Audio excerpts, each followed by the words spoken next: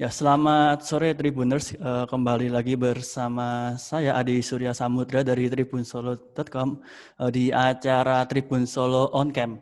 Nah, pada hari ini kita akan berbincang dengan pengamat psikologis dari Universitas Muhammadiyah Surakarta, Soleh Amini Yahman. Nah, pada sore hari ini kita akan berbincang terkait kasus yang menimpa Via Valen, di mana dia itu mobilnya itu dibakar oleh pelaku atau istilahnya fans berat dari Via Valen itu sendiri. Nah, kita sudah tersambung dengan Pak Soleh atau bisa diakrab dengan panggilan Pak Sony. Nah, selamat sore Pak Sony, apa kabar?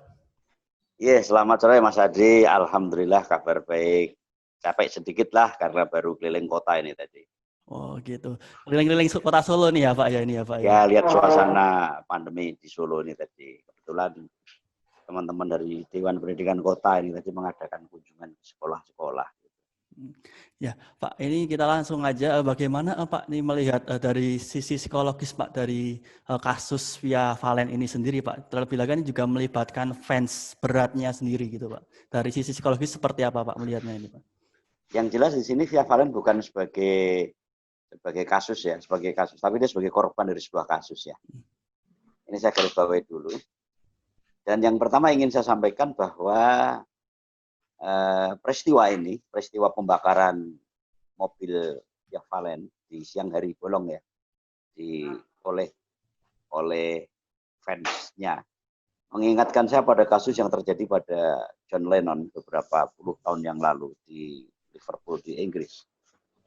Sebetulnya antara kasusnya apa yang dialami oleh Via Valen dan John Lennon ini tidak berbeda dari sisi pandangan seorang psikolog dalam kajian seorang psikolog. Pertama, kasus ini terjadi karena berangkat dari sebuah frustrasi, rasa frustrasi yang dilandasi dari kekecewaan. Kecewaannya tidak sekali, tapi kekecewaan yang sudah bertumbuk-tumbuk atau disebut frustration, frustasi yang sudah menumpuk hingga pada titik tertentu dia menjadi the explosive emotion, satu ledakan emosi yang akut, yang kronis, yang akut, sehingga pelaku ini tidak dapat mengontrol perilakunya.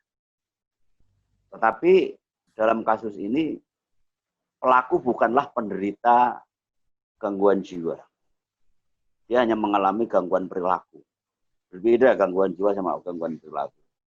Kalau gangguan jiwa itu biasanya dilakukan secara tidak sadar, di luar kesadaran, tapi kalau gangguan perilaku itu masih dalam koridor kesadaran diri. Sehingga perilaku yang dilakukan oleh pelaku ini adalah merupakan perilaku yang bahkan direncanakan, bukan seketika. Meskipun sifatnya itu akut ya. Oleh karena itu tidak bisa dikategorikan sebagai accident atau sebagai kecelakaan. Sehingga dari sisi hukum pelaku ini tidak bisa berlindung dari pasal tentang gangguan jiwa. Itu sementara komentar saya. Oke Pak, ini apakah juga bisa dilihat sebagai fanatisme dari seorang fans sendiri terhadap idolanya gitu Pak? Ya, tapi fanatisme dalam pengertian yang uncontrolling.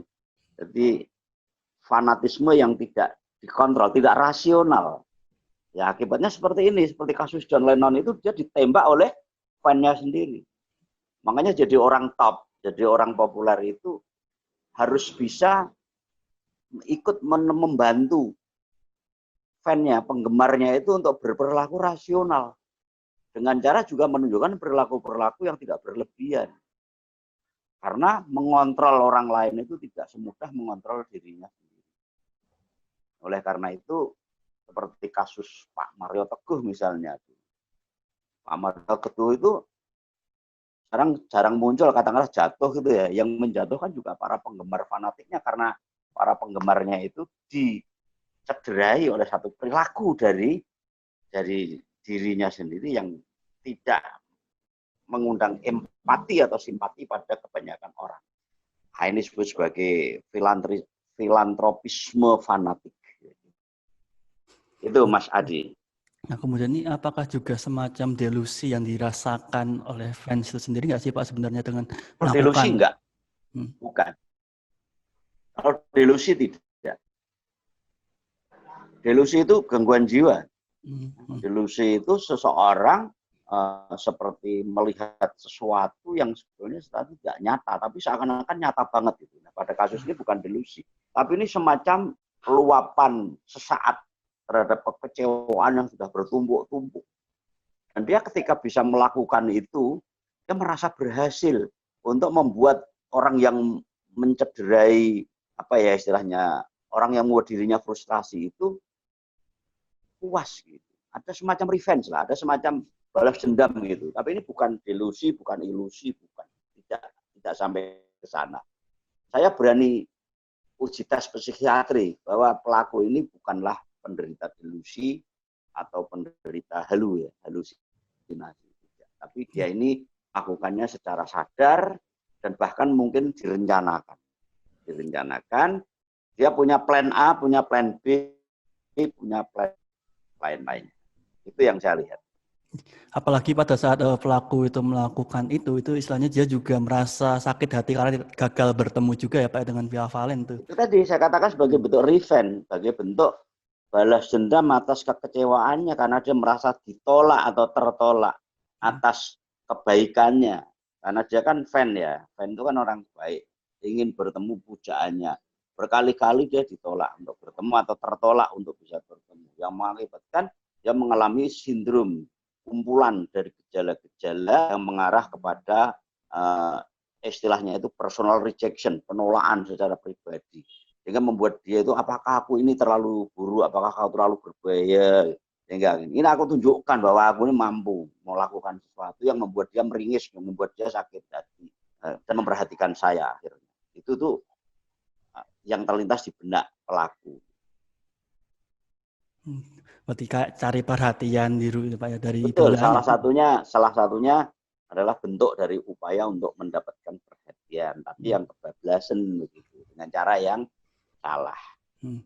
Oke, Pak. Nah, kemudian Pak ini apakah istilahnya ada satu cara nggak sih Pak sebenarnya untuk supaya hal semacam ini itu tidak terjadi atau misalnya meminimalisir ini terjadi gitu Pak?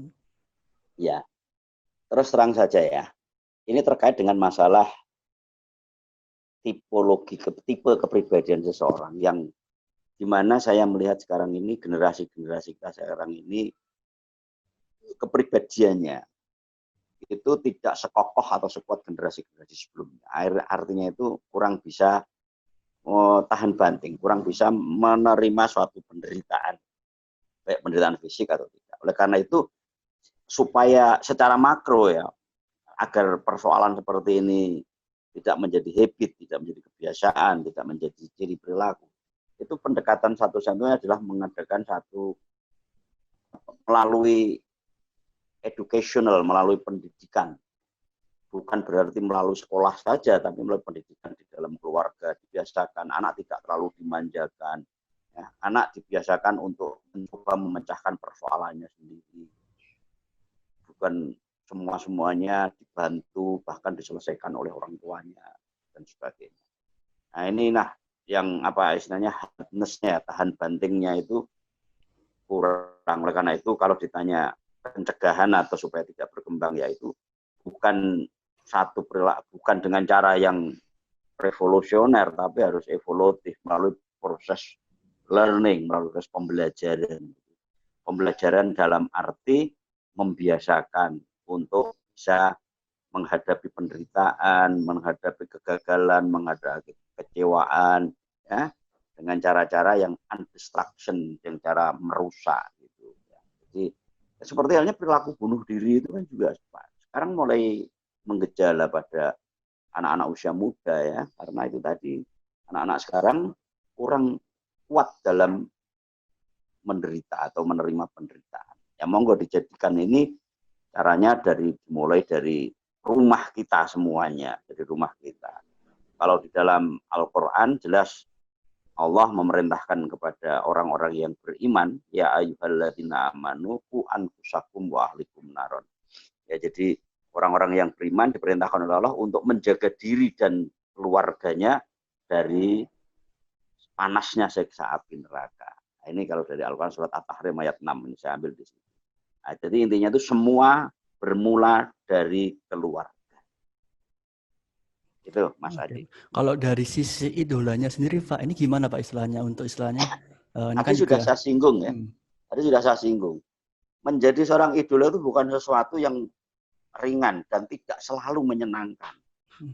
Oleh karena itu, sang idola ini harus juga bisa mendesain perilakunya, meskipun itu artificial dalam arti dibuat-buat ya. Tapi dia harus bisa menampilkan diri dalam kewajaran, dalam kenormalan, tidak berlebihan. Demikian juga di dalam menanggapi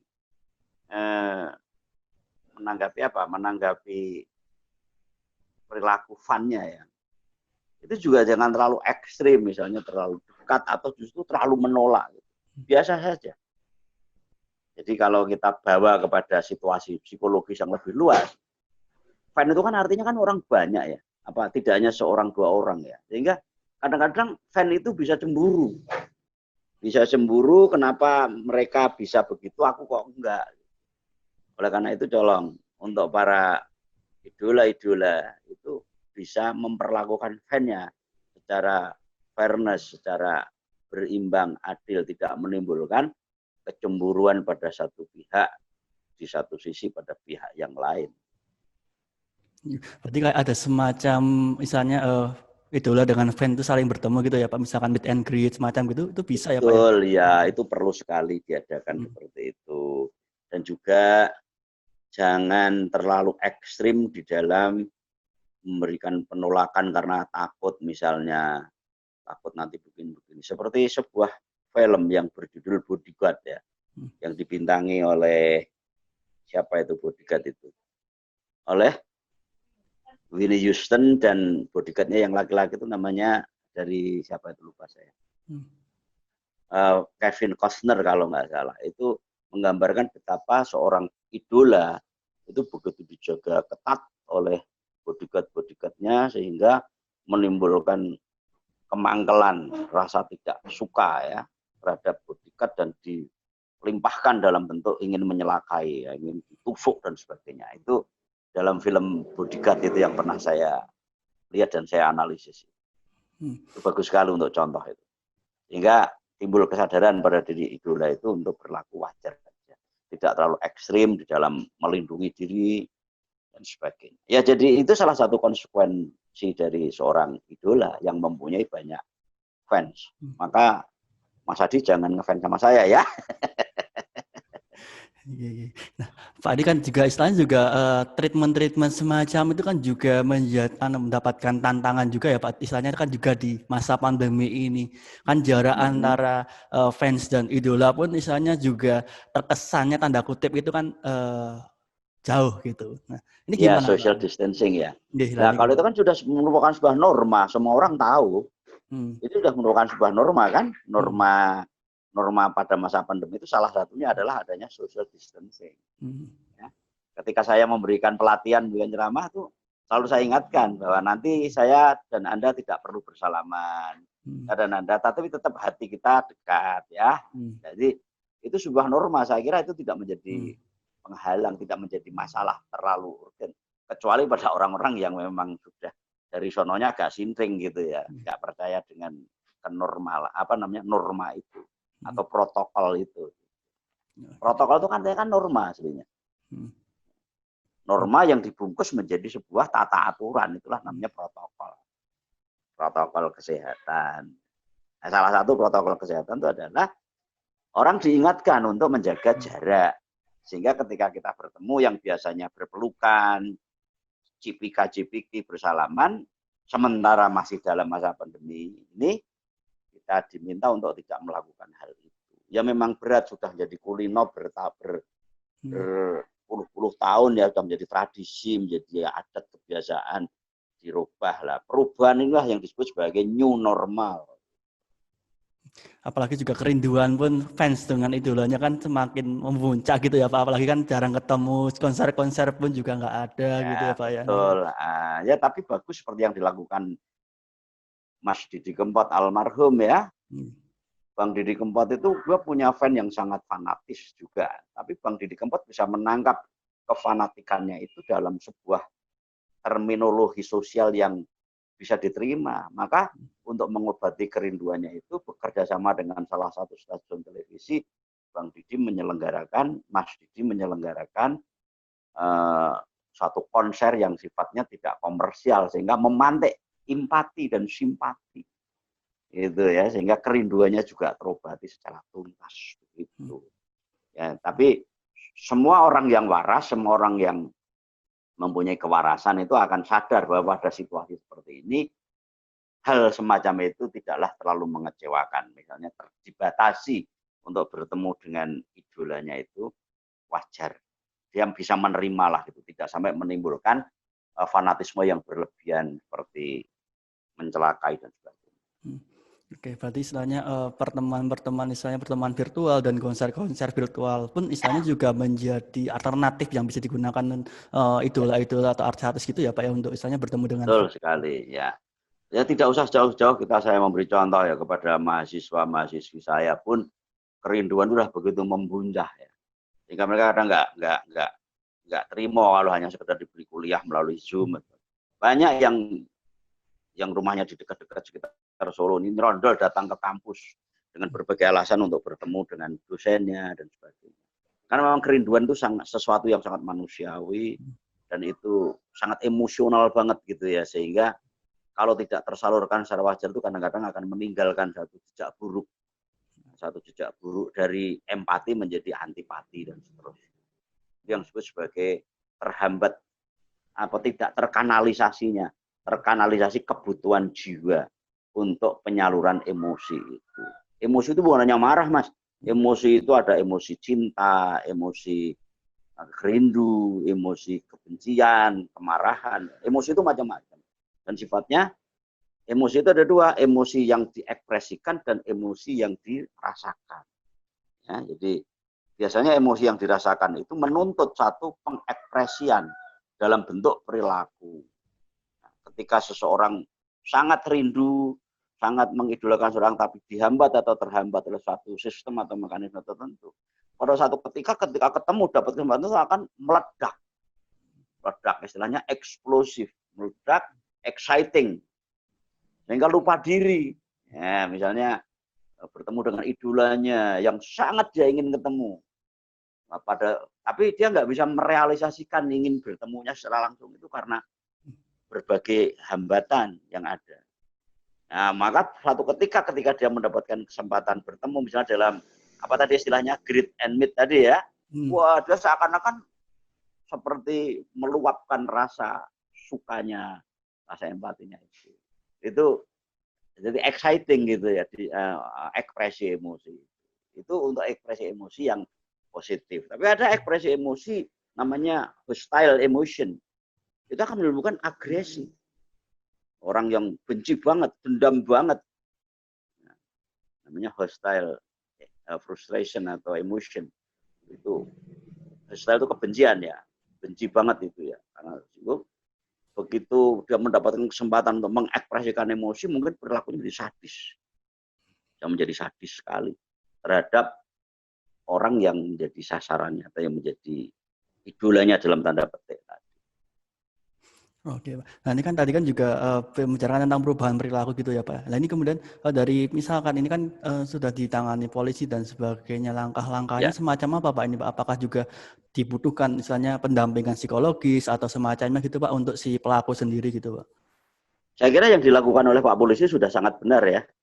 Karena satu pelanggaran pidana bukan delik aduan ya. Jadi diadukan apapun tidak, polisi tahu ada peristiwa itu bertindak untuk menegakkan hukum, untuk justisia, betul. Nah, apakah dibutuhkan pendampingan psikolog atau psikiater? Itu sangat tergantung daripada penyidikan polisi. Penyidikan polisi kalau mengarah pada gejala atau kecurigaan akan adanya gangguan jiwa pihak polisi, maka tentu polisi akan memberikan fasilitas atau memfasilitasi untuk memeriksakan kondisi jiwanya kepada psikolog atau kepada psikiater. Nah, sekarang di dunia psikologi itu sudah ada ilmu namanya forensik psikologi, dan ini sangat membantu sekali kinerja kepolisian dan pengadilan untuk memberikan keadilan yang seadil-adilnya. Jadi forensik sekarang tidak hanya forensik kedokteran, tapi ada forensik psikologi forensik. Di Solo banyak ahlinya, di Surabaya, di Solo, Semarang, Bandung sudah cukup banyak ahli psikologi forensik. Oke. Pak Lani, kemudian apakah misalkan idolanya itu juga perlu hadir nggak sih Pak, istilahnya menemui si pelaku gitu Pak, istilahnya gitu?